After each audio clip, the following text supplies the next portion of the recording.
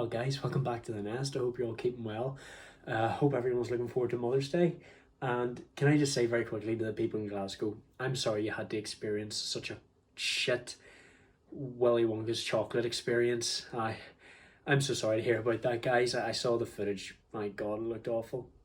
Anyway, I think it's time for another well, not really a movie reaction. This is actually a mini-series reaction. Now, I will say this is another Stephen King one. It is a two-part miniseries, and it is Salem's Lot. Really enjoyed this one, guys. Even though it was 3 hours long altogether, I enjoyed it. Very suspenseful. I just love the performances, and I think this is the first time I've come across something in the horror genre with legitimate jump scares. I mean, this one had me jumping out of my seat.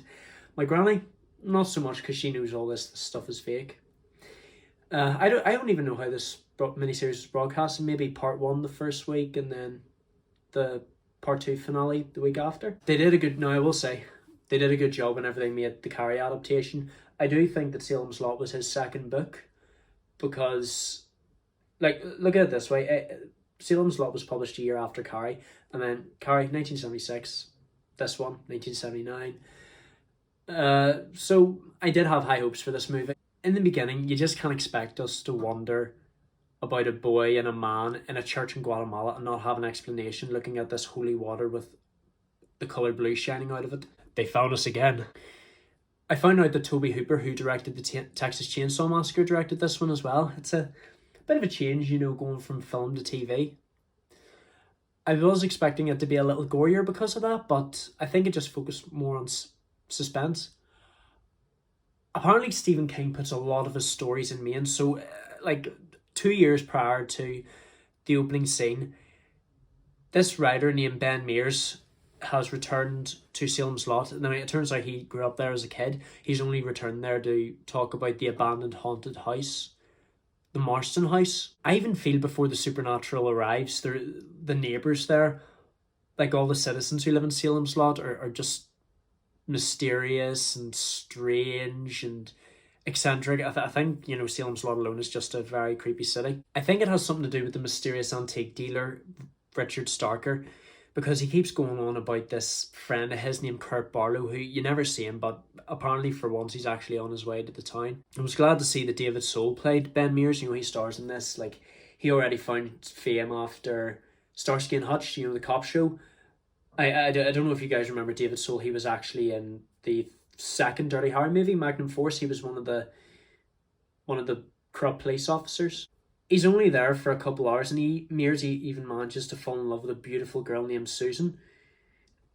I don't like the corrupt police officer, who is also very lazy. Also murdered 18 people. I was surprised that Mears was getting along with Susan's dad. I always worry about how the guy is gonna end up in having a relationship with the dad. Like, I know that they can be hard on the son-in-laws sometimes. So the history of the Marston house is this guy who owned it commits suicide, and his ghost was spotted, and it was actually Ben who spotted the ghost. It was traumatizing for him, and there was already a dark history towards that man. Like, a lot of kids were going missing because of him. I don't know if they ever found them, to be honest. Do you believe something can be inherently evil? Starker constantly mentions, Kurt Barlow, and for some reason, he seems to be delivered in a crate.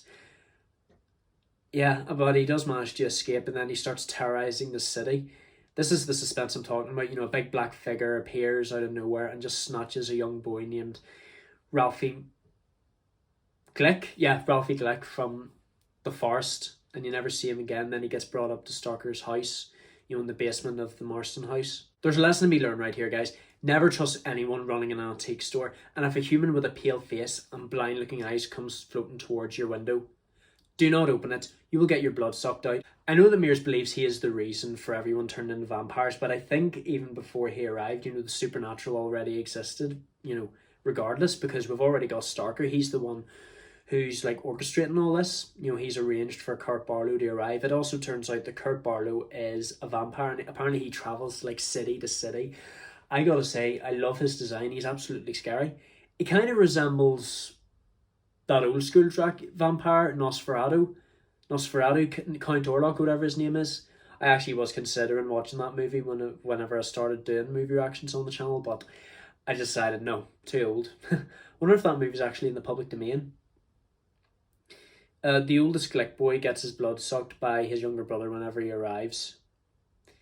And then he ends up getting put in hospital, but this time it's fatal for him because Ralphie just arrives for seconds. Tell me what happens to the real estate woman who was having an affair with one of her colleagues, because like whenever he gets kidnapped by Barlow, whenever her husband comes home, like they both drive out of town, but for some strange, but they never come back. You know, she's got bruises all over her face. Obviously, she got a beating after finding out that after she got caught out having an affair. I actually wonder what happens. I mean, like, do they divorce? That woman deserves so much better because he's just a lazy slob. At Danny's funeral, he reanimates and drinks the digger's blood, and I absolutely love the foreshadowing whenever Starker changes the opening to close sign on the on his antique shop, and then at the funeral the sky is just covered in clouds. Such a bad omen, and it means that worse things are to come. The Glick boy's friend Mark, is their next victim, but I told you guys this when I was doing the Dawn of the Dead reaction. My brother, you go to heaven for a zombie apocalypse. This kid, Mark, in this movie is the one to go for if there's ever vampires. He's a big horror movie buff, and he just, you use a cross and that gets rid of the vampires. Also, tell me this, guys, why do vampires not like garlic? That's just something I wonder. Go away. Also, do not sleep in the same room as a vampire. I actually am so gutted that the teacher Jason was just killed by this heart attack. He was such a helpful guy. He was so close with Mears. And at this point, Mark is just so desperate to get revenge on Barlow because he manages to kill his parents, bashing their heads together pretty hard. And Starker is nothing but the associate. You can do nothing against the master. I think the dynamic between Mears and Mark actually works because that they're both into some very strange stuff. They're into the supernatural and they know how to deal with it. I really love the inside of the Morrison house, just decorated with like corpses of dead animals. I was gutted Susan's father died. He was such a big support for Mears and Susan. I also love how Mark knows how to work his way out of handcuffs if he's ever stuck in them. And he was dealt with in the most gruesome way possible. Susan's father, he was impaled on these on the antlers of one of the trophies that were in there, of like a deer trophy. I was pleased to see that Susan's ex-boyfriend was killed, by Kurt Barlow, and I did not like the jump scare. However, Starker does get his comeuppance whenever he gets, which his comeuppance happens to be a bullet in the chest and a fall down the stairs. I love how Kurt Barlow, like most of all, Barlow was the one who deserved to get killed the most. You just need to nail a stake through his heart. He's not a problem anymore. And I was wondering, why he survived, because it literally just turned nighttime. I don't know. I guess once you get the stake through the heart, the sunlight doesn't really matter anymore, and the skeleton just deteriorates. The Morrison house is just burned down to a big pile of ash. Then Mark and Mears decide to flee the city, and then 2 years later, we are in Guatemala. That stuff in the liquid turns out to be holy water. It turns blue whenever a vampire's near, and unfortunately, they've managed to track down Susan, and she has become a vampire, and they've no option but just to kill her. I am so gutted for Mears. Like, he really loved Susan, but whenever your girlfriend tries to suck your blood out of your body, you have no option. I'm actually wondering, because the whole community of the surviving vampires from Salem Slaughter just coming after Mark and Mears. Will they survive? Guess only time will tell.